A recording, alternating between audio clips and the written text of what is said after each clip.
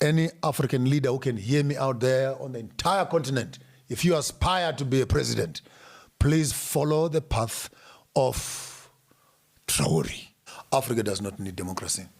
What do we need? It's a smokescreen of lies, which allows imperialism and neocolonialism to continue. Africa needs dictators. Africa needs military dictators. Military, not just any other dictator. Military for security. Dictators in that they must dictate the right thing. We need people that are purposeful, cutting down the bureaucracy of democracy and getting things done. If you walk up into your parliament right now, you'll have papers the size of this room of good ideas that have never been implemented, roads that have never been finished, buildings and hospitals that have not been repaired, but budget approved and voted. It's in the pipeline. It's in the pipeline. And in the midst of that pipeline, procurement, corruption, and preferential procurement, looting and stealing is happening. How does a minister who walks into a government with 50,000 shillings become a millionaire in 2 years with a salary that can't afford 3 pairs of shoes? Where does he get the money from? Any government minister who becomes a millionaire after being to a government office is a thief. That's true. That's very true. There's no millionaire who becomes a millionaire through government salaries. I make that statement loud and clear. So this whole concept of democracy, it's a facade, the entertainment for the poor, to think that by voting a president into power, they've actually put a man in control. We need people like Traore, who wakes up in the morning and said, I need 3,000 trucks of road equipment on the road by tomorrow. And 3 kilometers from Ghana into Burkina Faso, they are there by tomorrow. I need a hospital there. I need an aeroplane manufacturing industry there. And you need to give a president power, the one who can decide, not the one who can steal, the one who can decide and make a change. We look at our countries. Look at Kenya, almost 50 years of independence. 60. Look at 63, actually. Look at Ghana, 63. Look at Zimbabwe, 40-something. And the roads that the colonialists built, we're even battling to repair them with potholes and etc. And you wonder, for the past 45 years, what are we doing? Here's the Minister of Roads, here's the Minister of Public Works, but they simply can't get things done. So what do you need? You need a leader. Boko has picked up the signal. Yeah. Walks up one morning and says, no more diamonds are living here. We are going to beneficiate themselves. You look at Mali, come on, no more. Uranium is going out. We're going to benefit it here. We need Ghana, we need Kenya to say, no more coffee lives here. We will make the chocolates from here. Belgium must order chocolates made in Kenya. You can't take our coffee and take it to Belgium and say it's produced in Belgium. What the hell are you talking about? Who are you cheating here? You don't even have a single bush of a coffee tree in Belgium and say they're the producers of coffee. Who is lying to who? Britain cannot be the sole mother of determining the price of gold. You don't even have a quarry mine to bring me 2 or 3 dust of gold in your country. Where are you getting it from?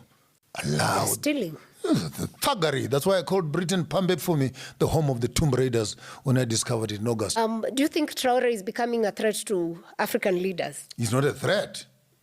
Most African leaders. He has become a model.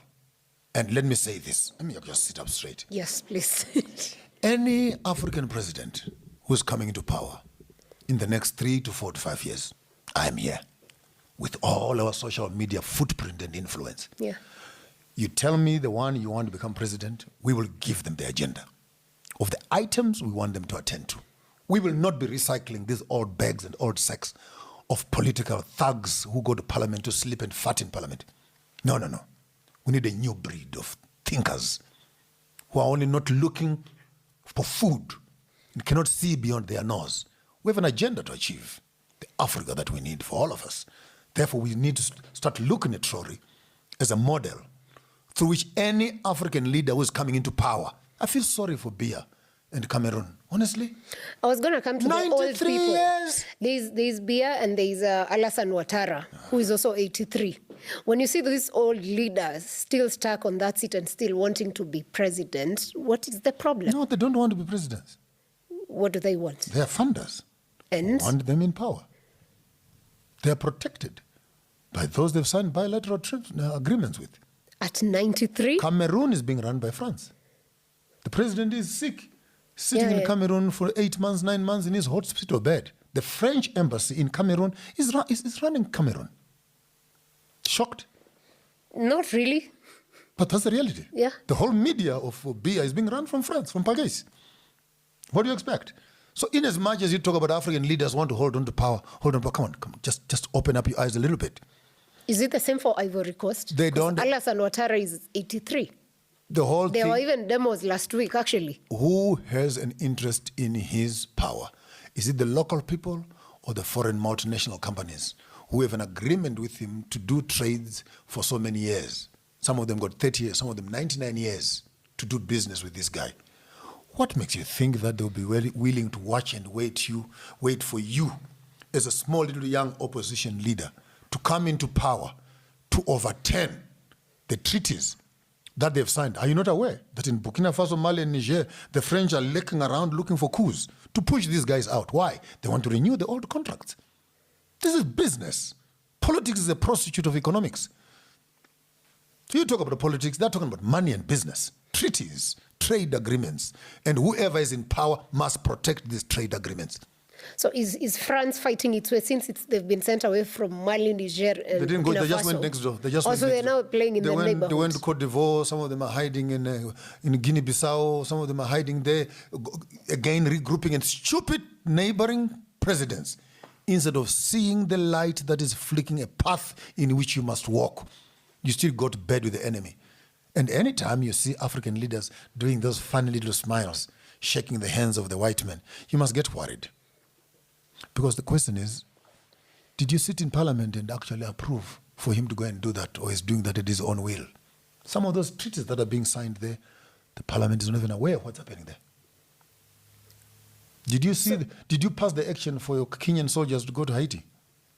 Actually, Do you remember lifting your hands in parliament and agreeing for your brothers to go and die in Haiti? I think my parliamentarians were surprised that they were going. There you go. So was he acting out of the instruction of the government, or he was acting from his own heart? And that's democracy for you. You elect one person to make decisions on your behalf. And whether those decisions are constructive or destructive, only the international community can say it is in our interest. As we are moving towards this Africa that we want, we must be careful again not to fall into the same nationalism politics. We needed to start strategically positioning ourselves and say, where are these materials being found? Yeah. And what kind of support as neighboring countries can we give? Good example, Angola. There's oil. The whole sea there is full of oil, Yeah. unlimited resources.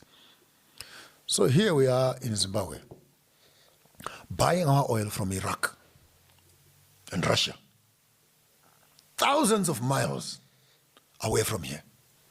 But right across the Zambezi, Is Angola. there's oil. The same budget you are using for shipping oil from there, as government, why not walk across there and develop that refinery and then pump through Zambia or through Kasongula, one pipe on the Zambezi River. Angola is here, Zambia is here, Namibia is here, Botswana is here, Zimbabwe is here. Build a city, a new city, right there, and service each other. So look at 5 countries right now sitting on a table and say, you have oil, let's support you. Congo, you have maize and agricultural space, let's support you. Botswana, you have diamonds and jewelry, let's support you. You know, Zimbabwe, you have this. It is this strategic conversation that, and the weakest link on African unity are our presidents. Because apparently when we become united, they will lose power. So all of them are holding on to their seats. They don't want this thing to happen. Because some of them even claimed national budgets as their family businesses. When you look at someone like Duma Boko, what Bloody is thieves.